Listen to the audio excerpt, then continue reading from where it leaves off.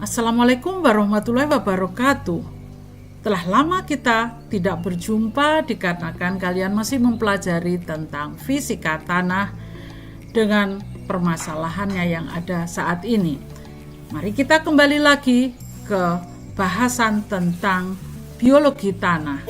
Kali ini saya akan membicarakan tentang bahan organik tanah, fungsi dan manfaatnya bagi organisme tanah dan lingkungan. Suatu isu yang lagi ngehit saat ini. Yuk, jangan kemana-mana, kita ikuti bersama-sama. Kali ini saya menggunakan 3 bahan bacaan. Yang pertama adalah The Nature and Properties of Soils. Ini merupakan buku yang tentang dasar-dasar ilmu tanah yang ditulis oleh Niels Brady dan Weil. Itu diterbitkan pada tahun 2008. Ini merupakan edisi yang ke-14.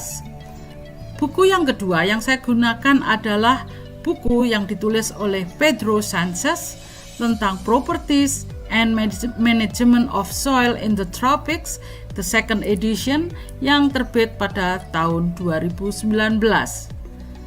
Tidak hanya buku baru saja yang kita pergunakan, bisa pula kita menengok dari buku literatur yang lama yang ditulis oleh Profesor Goswono Supardi pada tahun 1977 tentang sifat dan ciri tanah. Ada 3 capaian pembelajaran yang akan kita peroleh dalam pertemuan ini. Yang pertama adalah kita akan membahas tentang kerancuan yang ada, tentang perbedaan bahan organik dan bahan organik tanah, bahan organik dan humus, bahan organik dan kompos. Capaian yang kedua adalah tentang dekomposisi dan mineralisasi bahan organik dan bahan organik tanah, dan yang terakhir adalah membahas tentang fungsi dan manfaat bahan organik tanah untuk perbaikan sifat kimia, fisika, dan biologi tanah serta lingkungan tanah. Tujuannya adalah, goal terakhirnya adalah tanah yang sehat. Apa beda bahan organik dan bahan organik tanah?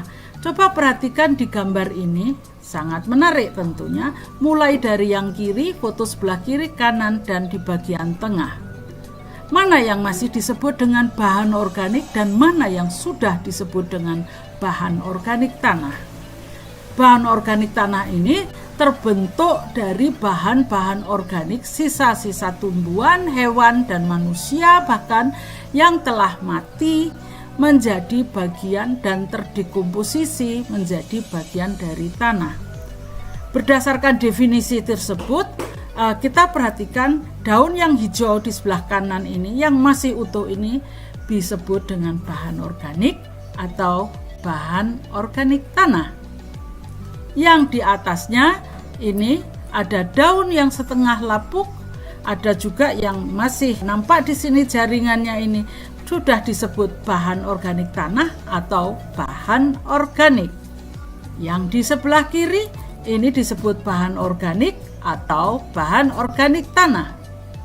Nah, yang di tengah menurutmu ini sudah disebut dengan bahan organik tanah atau masih bahan organik? Tolong dipikirkan ya. Setelah tadi kita bahas bersama, kita tunjukkan gambarnya. Sebenarnya bahan organik itu adalah biomasa dari tanaman, aneka macam tanaman, hewan juga ya, tanaman, hewan yang sudah mati tetapi masih nampak jelas ranting, cabang, bahkan masih kelihatan gelondongan kayu pohon yang belum menjadi bagian dari tanah. Ukuran partikelnya masih lebih besar, kalau di air itu 2 mm, sehingga mudah untuk dibedakan dengan tanah. Beratnya biasanya itu karena banyak mengandung air masih 50% dari total berat keringnya. Kalau bahan organik tanah itu adalah bahan organik yang telah terdekomposisi. Jadi bahan organik biomasa tanaman yang telah terdekomposisi termasuk mikrobia tanah di dalamnya. ukuran partikelnya kurang dari 2 mili. Jadi sudah lolos ayakan 2 mili dan ini merupakan bagian dari tanah.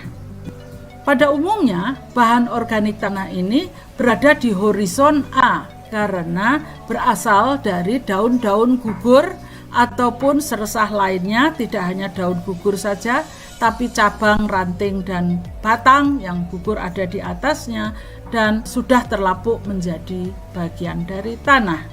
Biasanya kisaran kadarnya di dalam tanah biasanya antara 0-6% di horizon A dan kurang dari 1% itu untuk di horizon bawah. Jadi semakin dalam kedalaman tanah, maka semakin berkurang kandungan bahan organik tanah tersebut. Kalau kita lihat di gambar ini gambar apa sih? Bahwa kalau kita ambil 1 sendok teh saja, 1 sendok tanah yang berada di dekat permukaan akar atau rhizosfer dan yang jauh dari akar. Kalian bawa tanah tersebut di bawah mikroskop untuk kemudian dilihat di bawah mikroskop apa sebenarnya, siapa yang masih hidup di dalamnya. Itu ada amuba aneka macam amuba, kutu, ya, terus kemudian nematoda, aphids, dan bakteri, fungi, banyak sekali mikroba-mikrobia yang hidup di dalam tanah yang kita sangat sulit untuk melihat dengan mata biasa dan tidak mungkin untuk melihat dengan mata biasa. Nah, karena ini hidupnya berada di dalam tanah, boleh dikatakan sulit untuk memisahkannya, maka dia dimasukkan juga definisinya sebagai bagian dari tanah. Sehingga tanah itu bukan benda mati, tapi benda hidup. Jadi, definisi bahan organik tanah adalah komponen bahan organik tanah yang terdiri dari sisa tumbuhan dan hewan pada berbagai tahap pembusukan. Jadi ada yang kasar, ada yang sudah halus, lapuk lanjut, dan seterusnya. Terdiri dari sel dan jaringan organisme tanah serta hasil-hasil sintesis organisme tanah. Organisme hidup yang ada di dalam tanah tersebut, terutama yang berukuran lebih kecil dari 2 mm, jadi sangat kecil, umumnya masih dianggap sebagai bagian dari bahan organik tanah. Kandungan bahan organik tanah atau BOT ini adalah massa bahan organik tanah dalam satu satuan massa kering tanah. Ini sering dinyatakan dalam persen C per berat kering tanah. Kalau boleh saya tahu, dari mana sih bahan organik tanah itu berasal? Adalah dari berbagai macam sumber bahan organik. Ada sumber primer, ada sekunder, dan sumber organik lainnya. Yang primer ini antara lain jaringan organik tanaman, daun, cabang, dan ranting, batang, buah, bunga, dan akar. Sedangkan yang sumber sekunder ini adalah sumber sekunder jaringan organik fauna, bisa juga berupa kotoran fauna dan mikrofauna. Sisa fauna yang telah mati pun juga masuk di dalam sumber sekunder. Sumber organik yang lain misalnya ada di dalam lahan-lahan pertanian di mana ada masukan atau tambahan organik dari luar, misalnya adalah aplikasi pupuk organik, pupuk kandang, pupuk hijau, pupuk kompos, dan pupuk hayati. Mana yang humus dan mana yang kompos? Mungkin kalian bisa melihat gambar yang lebih jelas di sini. Yang kiri ini adalah bisa dilihat ya bahwa struktur tanahnya ini remah gembur, warnanya gelap. Ini bukan humus tetapi adalah kompos karena berupa bahan organik yang telah terdekomposisi dalam suasana aerobik. Di sebelah kanan ini adalah humus. Ada 2 macam humus, dibedakan atas kematangannya. Ini yang sebelah kanan, ini adalah fabrik mentah karena masih terlihat serat-seratnya. Kalau yang di sebelah kiri, tangan kiri ini dari pemegang ini adalah setengah matang. Yang di sebelah kiri adalah fabrik mentah, yang di sebelah kanan adalah hemik. Ini gambut setengah atau humus setengah matang. Kalau kita berbicara dengan pedagang atau dengan orang yang bekerja dalam perbanyakan atau nursery, perbanyakan tanaman, seringkali disamakan istilah kompos dan humus. Menurut kalian kompos dan humus ini samakah? Beberapa ilmuwan memang memandang humus itu adalah sinonim dengan bahan organik tanah. Tetapi ada pula yang mendefinisikan humus itu sebagai bahan organik alami di dalam tanah, tidak termasuk jaringan tumbuhan dan hewan yang masih bisa kita identifikasi dengan mata biasa, serta organisme hidup. Jadi ini merupakan bahan organik yang telah terlapuk lanjut. Karena humus ini memiliki arti yang berbeda-beda untuk orang yang berbeda-beda tergantung dari posisinya atau grupnya, maka kebanyakan ilmuwan tanah lebih suka menggunakan istilah bahan organik tanah, bukan humus. Apa beda lagi antara kompos dan humus? Kalau kita pergi ke pasar bunga, kita mau membeli kompos atau humus, semuanya sama. Mari kita lihat cara membedakan antara kompos dan humus ini bisa kita lihat dari sejarah penguraiannya. Kalau dilihat dari asal bahannya, baik kompos maupun humus, semuanya berasal dari bahan organik. Kalau yang kompos itu dari sisa tanaman dapur, dari dapur, sisa dapur, hewan yang telah membusuk mengandung unsur karbon. Demikian juga untuk humus. Namun kalau kita tinjau proses penguraiannya, kalau di kompos, bahan organik yang dicacah oleh manusia terurai oleh mikroorganisme dalam suasana aerobik, dalam suasana yang ada oksigen, menghasilkan panas saat bahan terurai. Ini prosesnya dikenal sebagai dekomposisi aerobik. Kalau kita lihat ke humus, bahan organik yang masuk ke dalam tanah, yang ada di permukaan tanah, terurai melalui proses fermentasi yang dilakukan oleh mikroorganisme tanpa adanya O2. Suasana anaerobik jadinya. Biasanya proses tersebut terjadi secara alami di daerah-daerah basah, rawa, terutama daerah berawa dan gambut. Kerancuan yang kelima adalah tanah kaya C organik biasanya berwarna gelap. Namun kita bisa lihat pada foto di sebelah kiri ini yang ditampilkan dalam buku Sanchez tahun 2019, tanah berliat oxisol di Brasil berwarna merah terang. Clay molisol itu di US Midwest warnanya gelap. Ya, dan kedua ini dari segi bahan organik tanahnya tidak berbeda sangat nyata. Jadi sama saja walaupun warnanya merah ataupun hitam, ternyata bahan organik tanahnya hampir sama.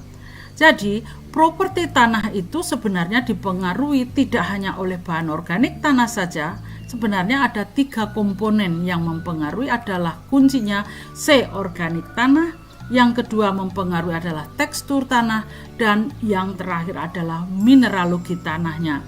Ini menurut Palm et al. Tahun 2007. Jadi, di dalam membicarakan tentang bahan organik dan bahan organik tanah ini, sebaiknya untuk ilmu tanah sebaiknya kita menggunakan istilah total C organik rather than bahan organik tanah, karena yang kita ukur sebenarnya adalah the actual measurement-nya adalah total C organik di dalam tanah.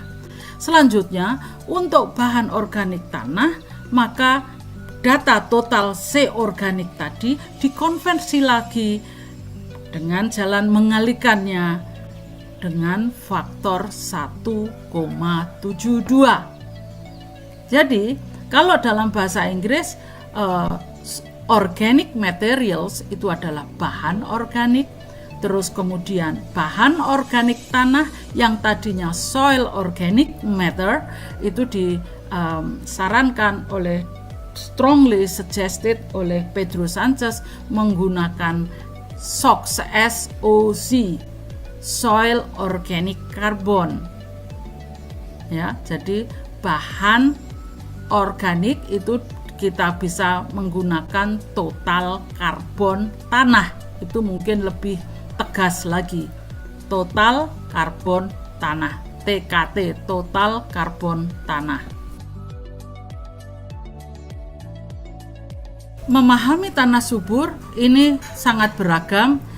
Sebagai salah satu contoh di sini adalah menurut persepsi masyarakat akan tanah yang subur adalah ditentukan oleh macam, fungsi, dan pengelolaannya.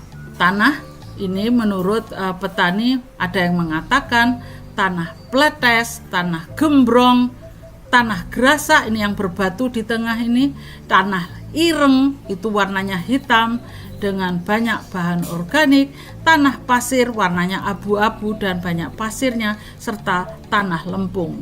Tanah ini diklasifikasikan oleh petani berdasarkan kerikil, pasir, dan warna serta kelembapannya. Kembali, ini adalah persepsi masyarakat akan macam-macam tanah yang ada di sekelilingnya. Apa artinya dari segi ilmiah? Mengapa tanah yang berkerikil atau berpadas atau apa ini dikatakan tanah yang tidak subur? Tanah yang hitam, tanah yang lembab ini yang di tengah kanan ini dikatakan tanah yang subur. Silahkan kalian pikir dan coba analisis sendiri apa maknanya. Dekomposisi bahan organik dan faktor-faktor yang mempengaruhinya ini saya kira penting sekali untuk kita ketahui, terutama bila kita akan mengadakan perbaikan atau memperbaiki strategi pengolahan lahan kita. Di sini ada pupuk kandang, yang di sebelah kanan ada residu nanas dan residu bambu. Bambu ini adalah bukan residu tetapi lebih bambu yang dicincang untuk mendapatkan jenis bahan organik yang lambat lapuk dicampur dengan yang lama lapuk.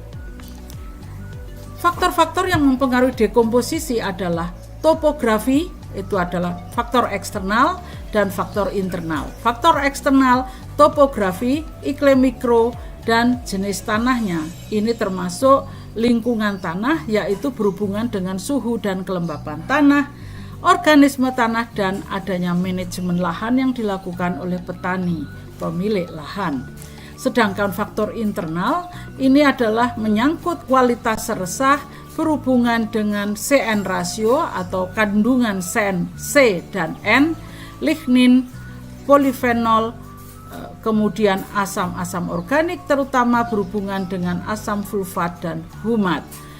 Kalau dari segi fisik dari seresah atau bahan organik itu berkaitan dengan tingkat kekerasan dan kelenturannya. Semakin keras dan lentur, ini biasanya akan lambat lapuk. Kalau kita perhatikan dari dua macam foto ini adalah yang di sebelah atas kanan dan di sebelah bawah. Apa yang berbeda? Mungkin kalian bertanya-tanya, jelas berbeda dari bentuknya. Kalau yang di sebelah kanan, kenapa bentuknya berbeda? Nampaknya yang di sebelah kiri ini berasal dari berbagai macam jenis tanaman seresahnya ini. Kalau yang di sebelah kanan itu hanya dari satu macam, karena hanya satu macam sersah saja. Kualitasnya dengan sendirinya yang di sebelah kiri, yang bawah ini lebih beragam, sedangkan yang di sebelah kanan hanya satu macam saja. Jadi waktu dekomposisinya akan terjadi hampir bersamaan, hampir serempak. Nah, pada saat serempak habis, ya sudah, tanah terbuka kembali. Namun ketersediaan hara akan terjadi dalam waktu yang hampir bersamaan. Sebaliknya yang beragam ini terjadi secara bertahap. Yang dari jenis cepat lapuk akan cepat terdekomposisi menyediakan hara, sedangkan yang lambat lapuk tetap berada di permukaan tanah untuk memberikan penutupan terhadap tanah, sehingga bisa mengurangi evaporasi. Sekali lagi, untuk meningkatkan pemahaman kita, apa sebenarnya yang dinamakan dekomposisi bahan organik adalah perombakan secara biologi bahan organik, baik itu dari sisa-sisa tanaman dan hewan yang telah mati oleh mikroorganisme. Jadi perombakannya dilakukan oleh mikroorganisme menjadi senyawa organik sederhana dan melepaskan beberapa unsur hara yang bermanfaat bagi tanaman. Organisme melakukan perombakan bahan organik karena mereka juga ada kepentingan untuk mendapatkan energi yang dibutuhkan untuk pertumbuhannya, untuk mencari karbon untuk sintesis sel-sel baru dalam tubuhnya. Sel hidup mikroorganisme pada intinya terdiri dari 50% karbon, terutama diambil dari substrat yang dihasilkan. Jadi sebelah kanan ini betapa kayanya di lantai hutan ini berbagai macam jenis bahan organik. Kalau misalnya ini yang banyak berkayu, tentunya fungi yang banyak tumbuh di situ, karena fungi ini mempunyai atau kemampuan untuk merilis lignease untuk merombak lignin. Selanjutnya, mengapa kita peduli dengan dekomposisi bahan organik? Kalau kita bekerja di dunia pertanian ataupun di kehutanan, dekomposisi ini penting dalam pelepasan hara dan mengikatnya dalam bahan organik serta kembali ke dalam tanah. Adanya perubahan manajemen ataupun perubahan lingkungan di atas tanah menyebabkan proses-proses di dalam tanah juga berubah. Jadi ini yang perlu kita pegang, kira-kira pada faktor apa yang mempengaruhi kuat terhadap dekomposisi dalam tanah.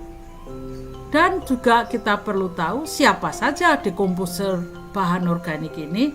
Ada dua grup, ada fauna tanah, ini utamanya adalah cacing tanah dan arthropoda, terutama dalam menghancurkan bahan organik atau comminution, meningkatkan luas permukaan bahan organik. Jadi bahan organik yang tadinya lebar besar itu dihancurkan, dilumatkan oleh hewan makrofauna ini.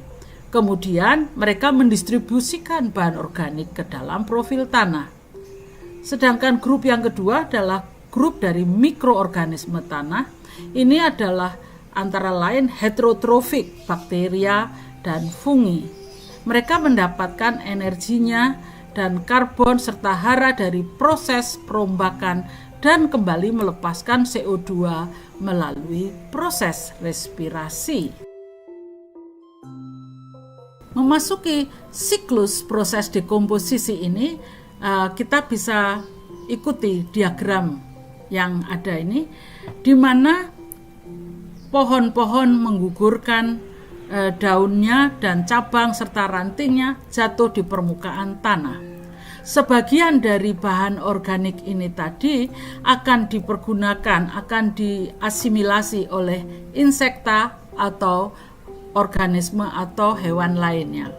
Nutrisi dan energi yang dihasilkan akan memasuki rantai makanan berikutnya. Pada bagian awal ini, ulat misalnya yang mengkonsumsi daun-daun ini tadi atau hewan lainnya akan melumatkan dari bahan organik masuk menjadi bagian dari bahan organik tanah. Hasilnya dilepaskan beberapa hara melalui proses-proses mineralisasi, dan hara ini tadi kembali akan dimanfaatkan oleh tanaman atau tumbuhan yang ada di atasnya. Selebihnya yang tidak terserap oleh tanaman akan hilang melalui pencucian atau penguapan. Tadi sudah dikatakan bahwa di bagian atas ini melalui jalur yang kedua ada bahan organik dimanfaatkan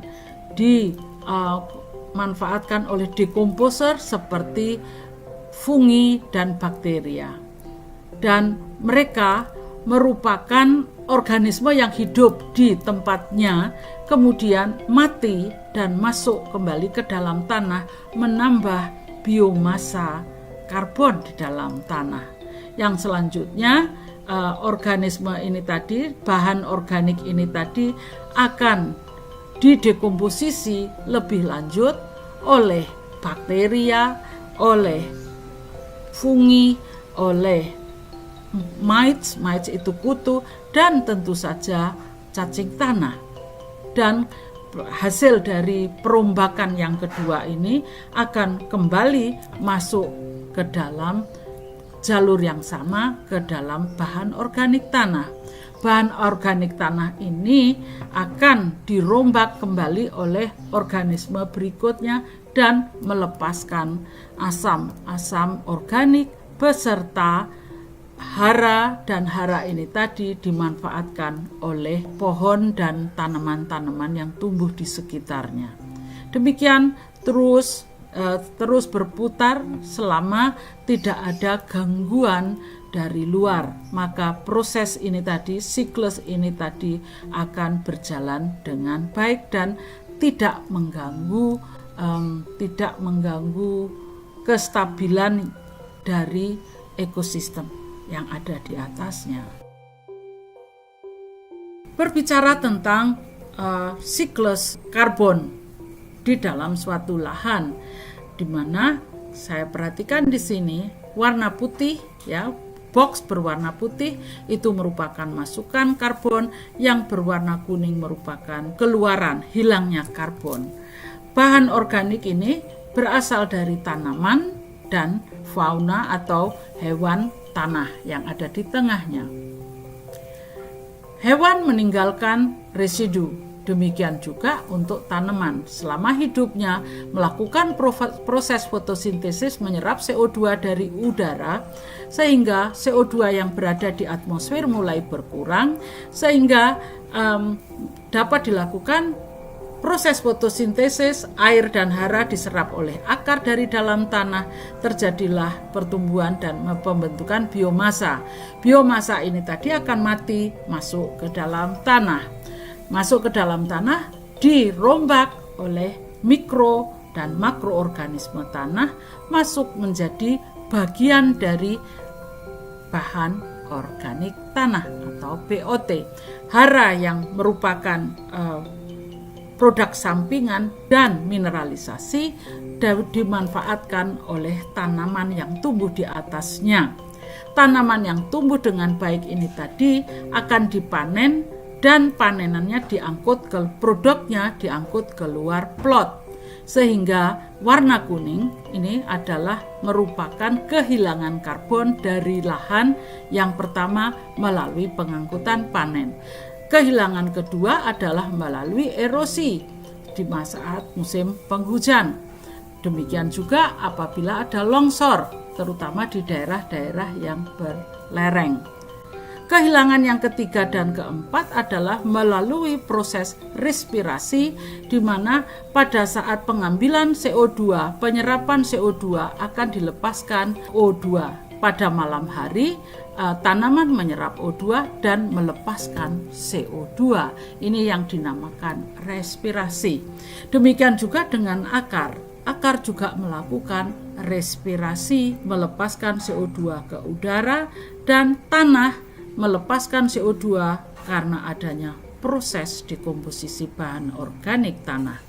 Berapa jumlah, apakah berimbang antara CO2 yang masuk dan CO2 yang hilang?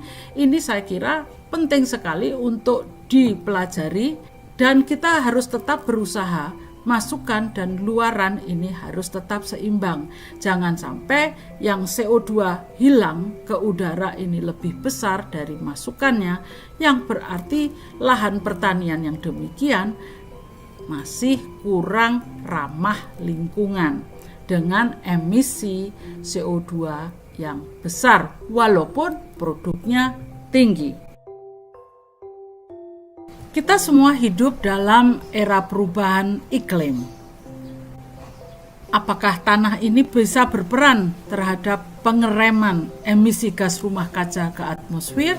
Mari kita lihat dari mana sumber dari gas rumah kaca dalam tanah dan seberapa besar tanah ini mampu menyimpan karbon di dalam tanah. Tanaman tumbuh di atas tanah menyerap CO2 dari udara melalui proses fotosintesis, dirombak menjadi karbohidrat. Kemudian dari gas diubah menjadi karbohidrat, jadi menjadi senyawa organik, disebarkan ke seluruh tanaman termasuk ke dalam akar tanaman. Selain itu, eksudasi akar, juga daun-daun yang gugur dimanfaatkan oleh organisme biota tanah. Biota tanah ini yang ada di dalam tanah bermacam-macam fungsinya. Ada yang berperan di dalam, ada bakteri pengikat nitrogen, menyerap N2 dari udara apabila dia bekerja sama bersimbiosis dengan tanaman legume. Nah, ini juga cukup besar dalam menyerap nitrogen. Namun dengan adanya masukan hara dari pupuk dan sebagainya yang tidak diserap langsung oleh tanaman akan bisa mengalami pencucian atau kembali terlepas ke udara sebagai N2O melalui proses nitrifikasi atau denitrifikasi. Namun demikian, ada pula bahan organik tanah yang masuk ke dalam tanah yang dimanfaatkan oleh organisme tanah. Ini akan melepaskan juga CH4, terutama apabila lahan pertanian tersebut ditanami dengan padi. Terus kemudian melalui respirasi akar dan respirasi tanah terjadi pelepasan CO2 yang juga cukup besar. Namun kita perhatikan saja yang di tengah ini, kalau yang dilepaskan itu sebesar 118 petagram.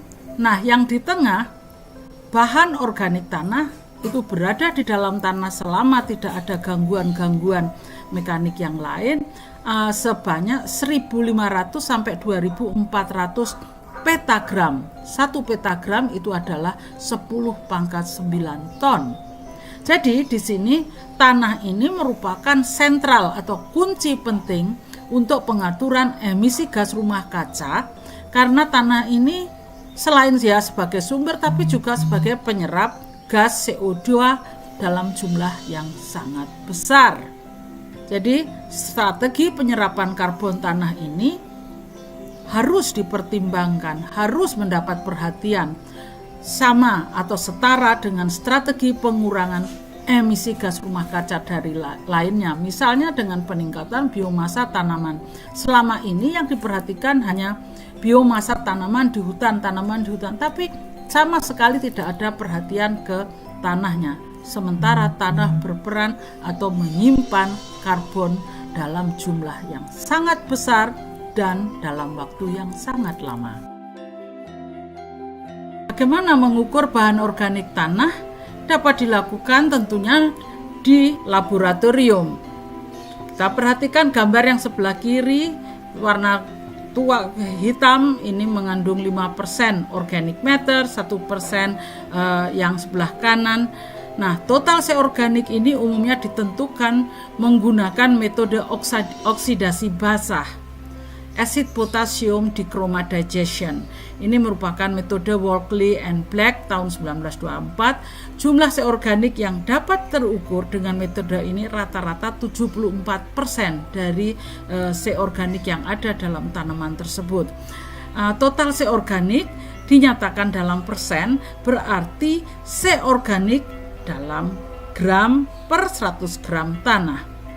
Perhitungan untuk bahan organik itu ada berapa persen total C-organiknya, itu adalah dengan mengalihkan total C-organik yang dapat terukur dari laboratorium dikalikan dengan faktor konversi 1,724.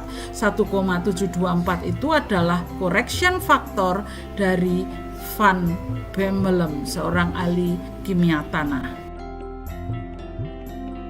Bila kita seorang manajer dari lahan pertanian, pengetahuan akan masukan bahan organik, macam apa yang akan dikembalikan ke dalam tanah dan macam mana yang harus dicampur, ini sangat diperlukan karena ini menguntungkan apabila kita berikan dalam kondisi yang rapat, itu untuk mengurangi penguapan. Namun di lain sisi, kita juga harus tahu bahwa keberadaan mulsa di permukaan tanah tidak hanya untuk hara dan air saja, tetapi juga bagi hama. Jadi pada kelapa sawit misalnya, tumpukan dari bahan organik yang terlalu tebal, ini seperti janjang kosong ini akan mengundang hama. Hama ini tadi akan merusak dari perkebunan tersebut. Oleh karena itu ada kebijakan khusus, tidak diperkenankan menumpuk janjang kosong lebih dari 2 lapis. Jadi ini strategi kita di dalam memanage lahan agar berkelanjutan, tidak hanya meninjau dari satu aspek saja, tapi harus terintegrasi. Nah, kalau kita berbicara tentang ketersediaan air dan hara, maka pengetahuan kita akan komposisi bahan organik dan bagaimana kaitannya dengan dekomposisi dan mineralisasi, mari kita ikuti pada bagian ini. Kita lihat di sini bahwa bahan organik itu adalah berasal dari biomasa tumbuhan, di mana bahan organik asal tumbuhan terdiri dari 75% air, sebagian besar adalah air, 25% adalah bahan kering, dry matter 25% saja. Ini dibagi menjadi 2 grup, kelompok organik dan kelompok anorganik.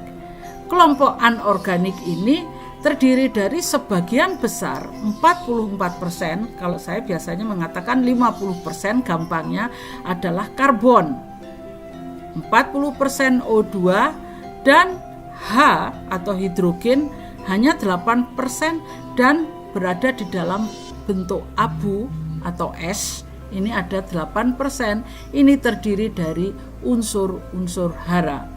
Kalau kita perhatikan yang di kubu sebelah kanan, ini adalah kubu organik terdiri dari 60% karbohidrat, lignin 25%, protein 10% dan tanin 5%.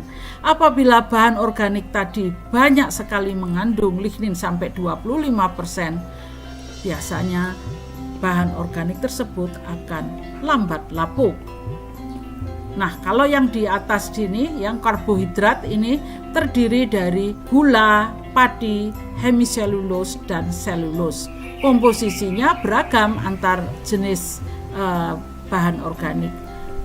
Sugar atau gula dan padi itu hanya sekitar 1-5%, hemiselulose 10-30% dan selulose 20-50%. Bagian yang mana yang cepat lapuk dan mana yang sangat lambat lapuk? Kalau kita lihat di sini menurut Waxman and Brady bahwa komposisi bahan organik yang didominasi oleh gula, pati, dan protein sederhana ini cepat lapuk. Semakin ke bawah ini semakin sangat lambat lapuk. Jadi yang di sini dikelompokkan sangat lambat adalah kelompok dari lignin, lemak, dan lilin.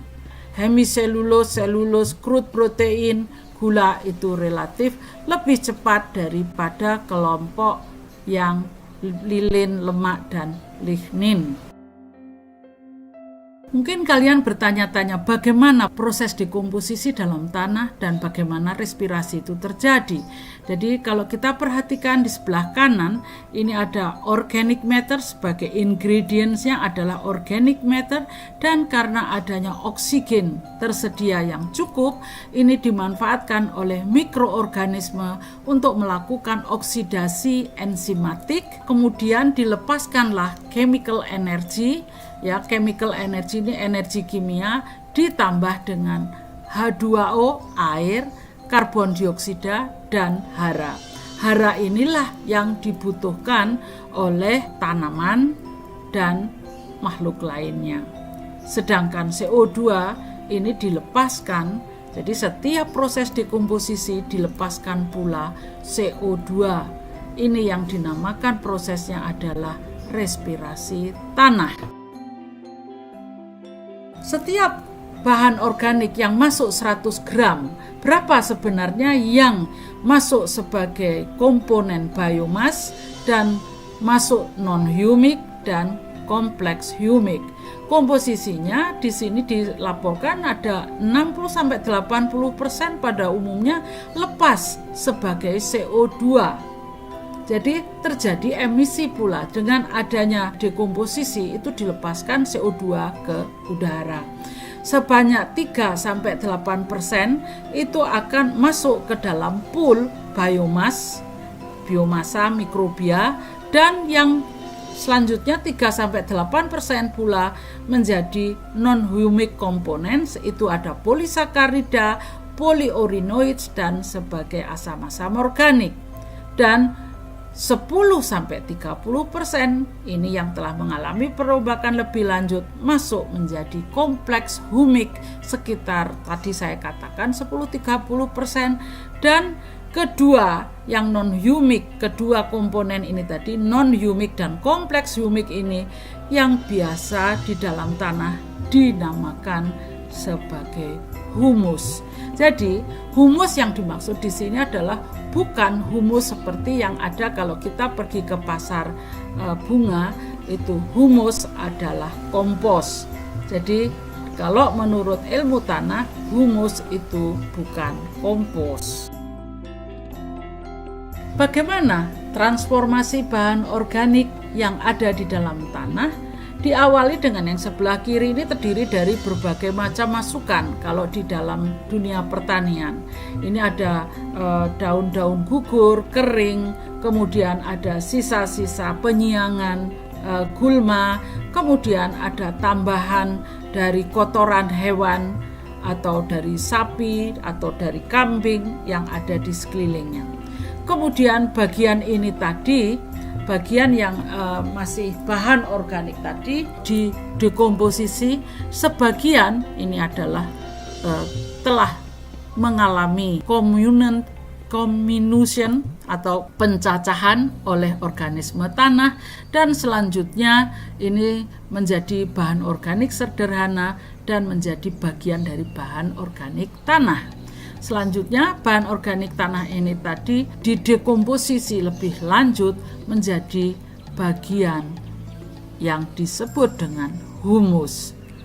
Sedangkan yang warna coklat ini adalah warna yang ditunjukkan sebagai contoh dari tanah miskin yang sangat rendah kandungan bahan organik tanahnya. Jadi warnanya terang, tidak gelap seperti yang di atasnya. Apa fungsi bahan organik tanah itu? Dapat dibagi menjadi 3 kelompok. Itu ada kelompok biologi, fisika, dan kimia. Dari segi fisika, fungsi bahan organik tanah ini penting untuk mendukung pembentukan dan stabilitas agregat. Ini penting untuk mempertahankan makroporositas tanah yang bisa mengatur ketersediaan dan gerakan air di dalam tanah, menekan terjadinya pemadatan tanah, serta meregulasi suhu tanah. Sedangkan dari segi kimia, bahan organik tanah berfungsi dalam mempertahankan kapasitas tukar kation tanah yang mengurangi kehilangan hara lewat pencucian dan mempertahankan buffer atau penyangga tanah terhadap perubahan pH tanah yang sewaktu-waktu bisa terjadi, misalnya adanya kebakaran, pembakaran, dan seterusnya. Dan yang tidak kalah pentingnya, fungsi lainnya adalah memfilter unsur-unsur beracun. Ini yang banyak menyebabkan tanaman-tanaman yang sensitif akan punah atau bahkan hilang dari lingkungan yang ada. Fungsi yang ketiga yang tidak bisa kita tinggalkan begitu saja adalah fungsi biologi yang merupakan elemen dasar dari tanah yang sehat. Bahan organik tanah itu merupakan sumber energi dari aneka macam dari berbagai biota dan mempertahankan resiliensi organisme terhadap cekaman lingkungan. Kayak kembalikan lagi kepada sumber energi biota ini, mempertahankan keanekaragaman biota ini penting terutama di dalam mempertahankan rantai makanan organisme dalam tanah. Ini sangat penting dari pertanian, terutama berkenaan dengan upaya pengendalian hama dan penyakit secara alami. Setelah kita paham tentang fungsi-fungsi bahan organik tanah, maka kita memasuki tanah-tanah yang dapat berfungsi sempurna. Itu merupakan tanah sehat karena lingkungannya sehat dan produk-produknya pun sehat. FAO mendefinisikan tanah sehat ini adalah tanah-tanah yang mempunyai kapasitas untuk mendukung keanekaragaman organisme tanah dengan lingkungan tanah baik secara fisik dan kimia yang baik, yang bisa mempertahankan produksi tanaman yang optimal dengan rendah polusi dan bisa memitigasi perubahan iklim. Semuanya ini merupakan sistem yang hidup, sehingga tanah itu bukan benda mati tetapi merupakan benda hidup. Kuncinya adalah dengan mempertahankan seresah, masukan seresah dan akar mati untuk mempertahankan bahan organik tanah. Bahan organik tanah itu mempunyai banyak fungsi. Salah satu di antaranya adalah mempertahankan kegemburan tanah. Pada kondisi yang saat ini adanya di era perubahan iklim ini, tanah yang gembur ini sangat dibutuhkan untuk memasukkan dan menyimpan air ke dalam tanah. Tanah-tanah yang demikian ini bisa dikatakan lebih bisa beradaptasi terhadap perubahan iklim karena airnya dapat disimpan di dalam dan pada musim kemarau tidak terlalu kering. Berikut ini adalah foto yang di sebelah kanan. Ini adalah Ultisol di daerah Lampung Utara yang kemudian dikonversi menjadi lahan pertanian. Yang di sebelah kiri ini asalnya adalah sama dengan tanah yang di sebelah kanan, tetapi diusahakan selama 15 tahun tanaman pangan monokultur. Kalian bisa perhatikan bagaimana perbedaannya. Tanah di hutan itu adalah tanah yang subur. Cirinya kalau subur adalah kaya bahan organik tanah dengan total si organik antara 2,5 sampai 4%. Kemudian BI-nya rendah sehingga gembur. Pori-pori tanahnya dengan sendirinya tinggi dan aktivitas biota tinggi. Tanah yang kaya akan bahan organik tanah umumnya berwarna gelap. Bahan organik tanah penting untuk menjaga kesuburan tanah Dalam kaitannya dengan fisika tanah, bahan organik tanah membantu pembentukan pori makro dan menjaga aerasi serta infiltrasi air tanah. Gambar di sebelah kanan bawah ini yang warna biru menunjukkan banyaknya pori makro di mana larutan metilen blue merembes masuk ke lapisan yang lebih dalam. Pada tanah-tanah yang padat, ini pori-pori makro ini tidak banyak terbentuk, maka air pun hanya lewat saja, terjadilah terangkut dengan limpasan permukaan.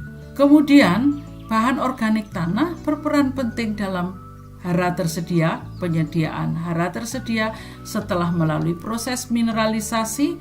Terlepas hara esensial yang dibutuhkan oleh tanaman meningkatkan kapasitas tukar kation yang membantu menjerap unsur-unsur hara penting untuk tidak hilang karena pencucian, serta adanya pelepasan asam-asam organik dari proses mineralisasi dan dekomposisi bahan organik tadi menyebabkan unsur-unsur beracun menjadi tidak reaktif sehingga tidak membahayakan tanaman.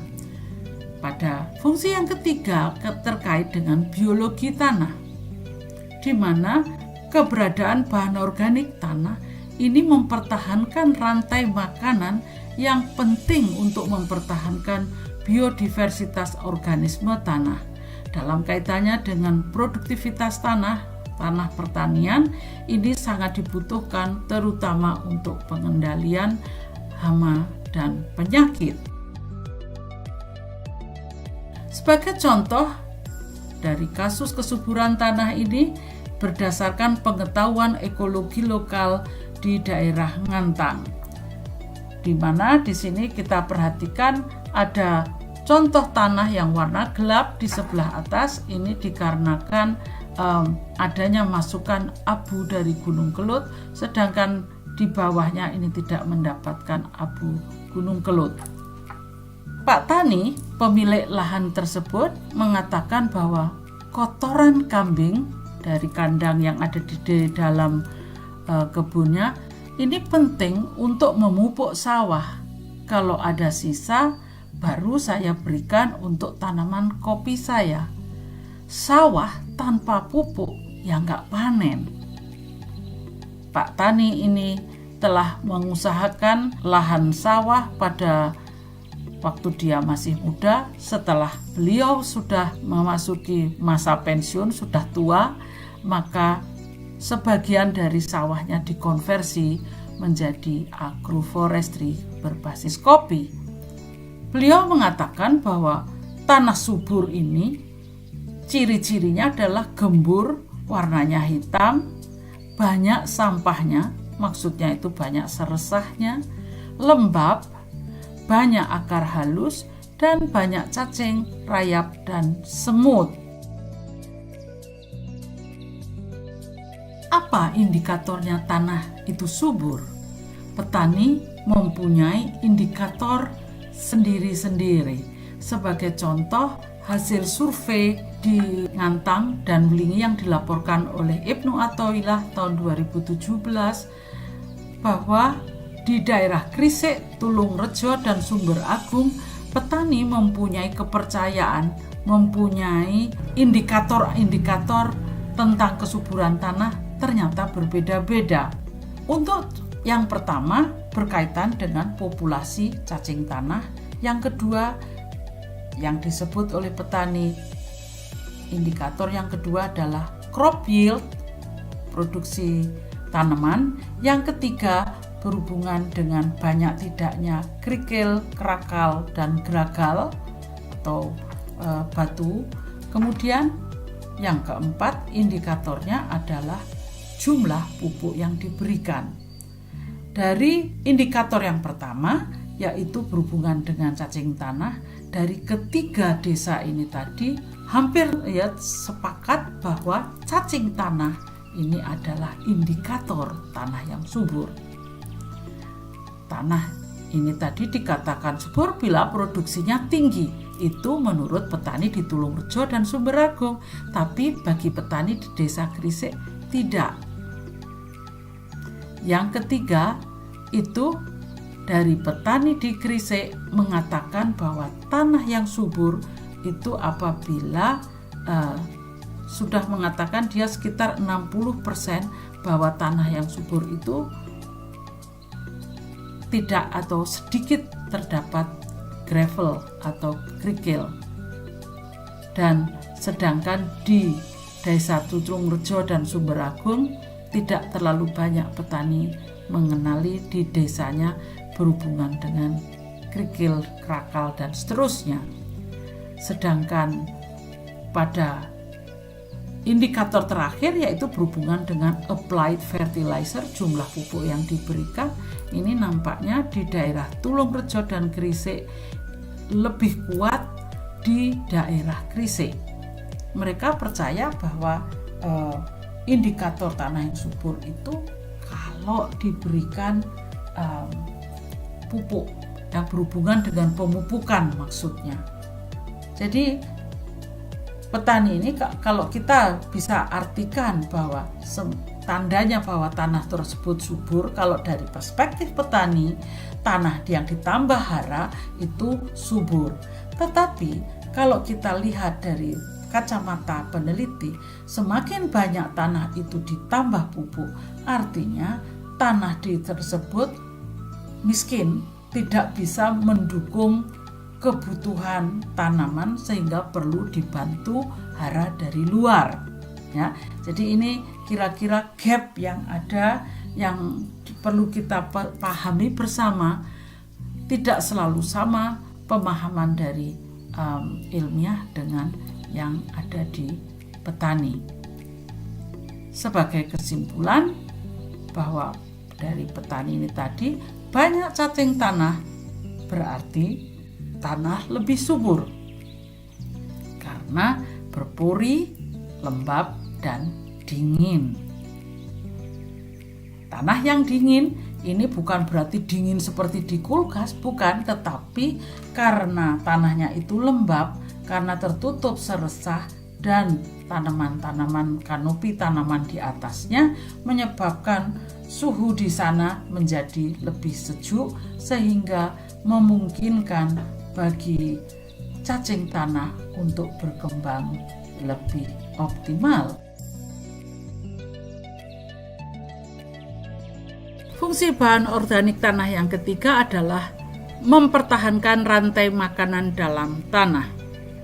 Ini adalah digambarkan sebagai bentuk piramida ini tadi, di mana bahan organik tanah ini merupakan bahan dasar yang sangat penting untuk mempertahankan food web atau rantai makanan tanah. Apa yang terjadi apabila seandainya bahan organik tanah ini berkurang? Bisakah piramida ini tegaknya dapat dipertahankan? Ini kelompok yang lapisan kedua adalah consumer 1, consumer 2, consumer 3, dan seterusnya sampai yang di paling atas adalah top predatornya. Kalau kita perhatikan di sini seperti ini. Kalau organic matter inputnya berkurang, maka bahan organik tanahnya itu lebih kecil, dengan sendirinya tidak mampu menopang lapisan-lapisan di atasnya, lapisan rantai makanan di atasnya, sehingga di bagian atasnya pun juga kolaps seperti ini.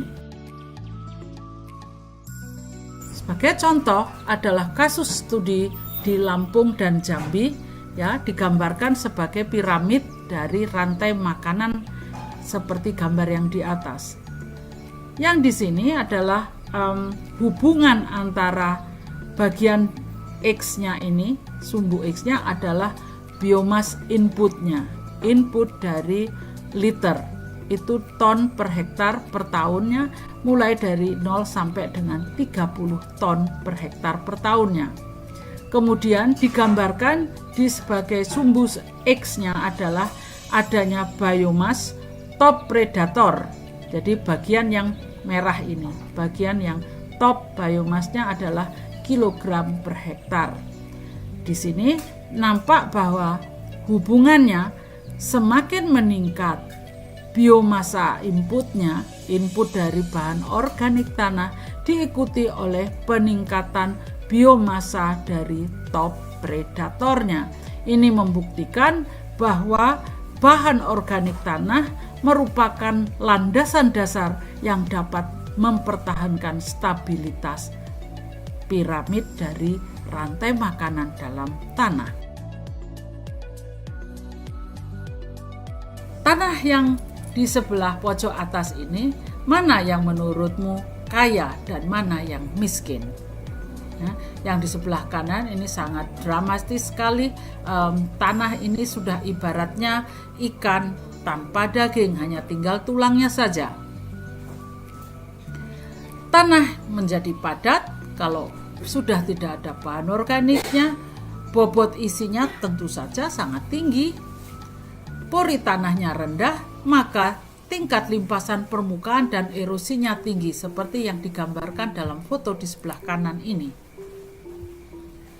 Pada kesuburan kimianya, kapasitas tukar kationnya rendah dengan tingkat pencucian hara yang tinggi, sehingga menumbuhkan kembali tanaman pada tanah-tanah yang demikian ini sudah sangat-sangat sulit. Warna tanahnya lebih pucat daripada warna tanah sebelumnya. Mengapa hal ini terjadi? Bisa dipikirkan. Mengapa kira-kira? Building of agriculture, carbon is the keystone. Mengapa demikian?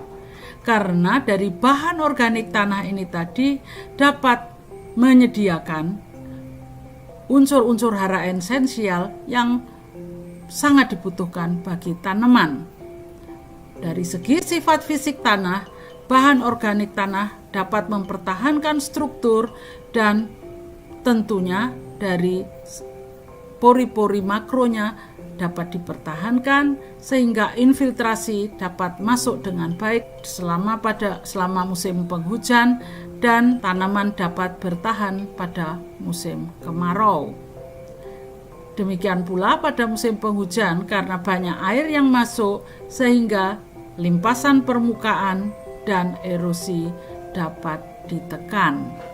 Bahan organik tanah merupakan sumber energi bagi organisme tanah, sehingga dengan tingginya bahan organik tanah ini tadi, maka kehidupan keanekaragaman dari organisme tanah dapat dipertahankan, sehingga ekosistem pertanian yang dengan pertanian sehat ini tadi, dengan tanah yang sehat, maka akan menjadi lebih stabil.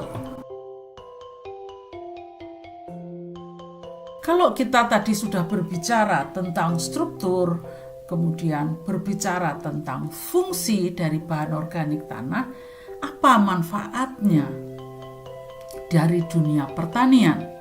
Sebenarnya kalau kita berbicara manfaat, bahan organik tanah ini dari sekian banyak fungsi itu berhubungan dengan dua manfaat, yaitu atau jasa lingkungan, yaitu regulating and supporting. Regulating ini adalah yang berhubungan dengan pengaturan. Itu berkaitan dengan tanah yang lebih tahan terhadap erosi. Tanah mampu meretensi, menahan air, menyimpan air dalam waktu yang lama. Sedangkan supporting itu adalah mensupport, menyediakan habitat bagi organisme lain. Supporting di sini bahan organik tanah mempertahankan kesuburan tanah untuk mendukung tanaman. Yang kedua, untuk mendukung keanekaragaman organisme tanah. Jadi banyak dilaporkan penurunan sedikit bahan organik tanah berdampak besar terhadap produktivitas pertanian dan tentu saja terhadap emisi gas rumah kaca. Mempertahankan tanah kaya bahan organik dapat memulihkan dan memperbaiki lahan terdegradasi. Ini tentu saja berperan penting untuk mengatasi 3 hal dalam kaitannya dengan keamanan pangan atau ketahanan pangan, adaptasi sistem pangan dan masyarakat terhadap perubahan iklim, serta mitigasi emisi gas rumah kaca. Itu ya. Jadi tolong diingat, jasa lingkungan itu berbeda dengan fungsinya. Jangan dicampurkan.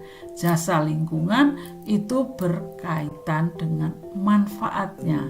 Sedangkan fungsi, ya ini tadi, fungsi yang kita harapkan dari tanah ini. Managing soil organic matter is the key to air and water quality. Jadi air and water quality and the productivity ini sangat tergantung pada manajemen di bagian bawahnya, yaitu bagian dari bahan organik tanah. Bahan organik tanah ini tadi dikelola dengan baik dapat mempertahankan kesehatan tanah. Dengan demikian kesehatan tanah ini tadi bisa meningkatkan infiltrasi dan bisa menyimpan hara dengan baik sehingga lebih tahan terhadap kekeringan dan resisten terhadap hama dan penyakit. Dengan demikian pengurangan penggunaan bahan-bahan kimia dan insektisida dapat mengurangi polusi. Guna meningkatkan pengetahuan kita akan pentingnya dan manfaatnya dari bahan organik serta bahan organik tanah bagi kehidupan dalam tanah dan juga bagi lahan-lahan pertanian. Mari kita belajar langsung dari Pak Tani Wibowo, seorang petani agroforestry kopi dan juga petani padi di daerah Ngantang. Untuk itu silahkan akses dari link YouTube di bawah ini dan cobalah buat ringkasan serta pertanyaan yang ada yang mungkin masih bisa didiskusikan dalam kuliah yang akan datang. Beberapa pertanyaan telah disiapkan dari video ini. Have fun!